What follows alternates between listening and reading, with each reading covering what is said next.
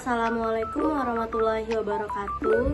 Perkenalkan, saya Deva Putri Aliza, peserta pelatihan dasar calon pegawai negeri sipil tahun 2026, angkatan 1, kelompok 2. Di video kali ini, kita akan membahas apa itu KKN. KKN merupakan singkatan dari korupsi, kolusi, nepotisme. Korupsi adalah penyalahgunaan wewenang atau kekuasaan untuk keuntungan pribadi atau kelompok, baik berupa uang, barang, maupun fasilitas. Contohnya adalah penggelapan dana publik atau penerimaan suap.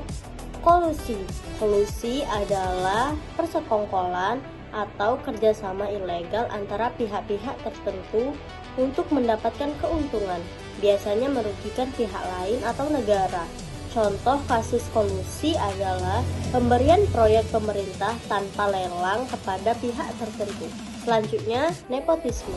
Nepotisme adalah praktek memberikan keuntungan, jabatan, dan fasilitas kepada kerabat atau teman dekat tanpa mempertimbangkan kompetensi.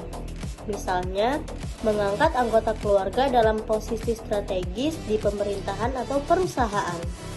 Dasar hukum dari tindak pidana korupsi adalah Undang-Undang Nomor 31 Tahun 1999 tentang pemberantasan tindak pidana korupsi, sebagaimana diubah dengan Undang-Undang Nomor 20 Tahun 2001. Pada Undang-Undang Nomor 20 Tahun 2001 terdapat 7 delik tindak pidana korupsi.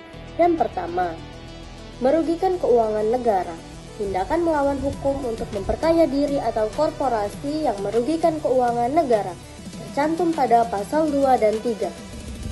Yang kedua, suap menyuap, yaitu pemberian uang atau janji kepada pegawai negeri atau penyelenggara negara untuk berbuat atau tidak berbuat sesuatu dalam jabatannya. Diatur dalam pasal 5, 6, 11, 12, dan 13.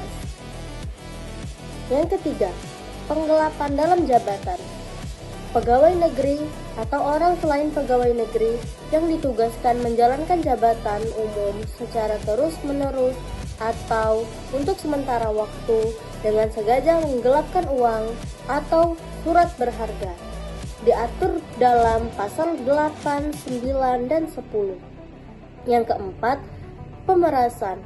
Pegawai negeri atau penyelenggara negara yang menyalahgunakan kekuasaannya memaksa seseorang memberikan sesuatu, membayar atau menerima pembayaran.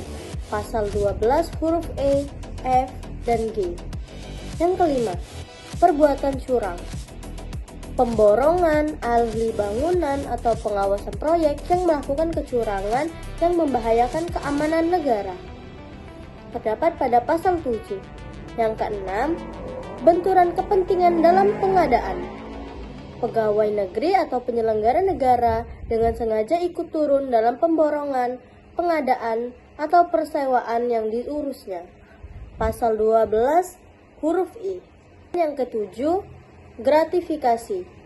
Pemberian dalam arti luas, uang, barang, diskon, tiket, dan lain-lain kepada pegawai negeri atau penyelenggara negara yang dianggap suap jika berhubungan dengan jabatan, sesuai pada pasal 12B dan 12C. Saya mengangkat kasus korupsi pupuk subsidi di Kabupaten Pelalawan. Terjadinya penyelewengan dalam penyaluran pupuk bersubsidi di Kabupaten Pelalawan, Provinsi Riau. Kasus tersebut berlangsung dalam rentang tahun 2019-2022. Kerugian negara diperkirakan mencapai 34 miliar berdasarkan hasil audit. Modus yang dilakukan antara lain, pupuk subsidi tidak disalurkan kepada petani yang berhak, pupuk dijual di luar ketentuan dan harga resmi, data penerima pupuk dimanipulasi atau fiktif.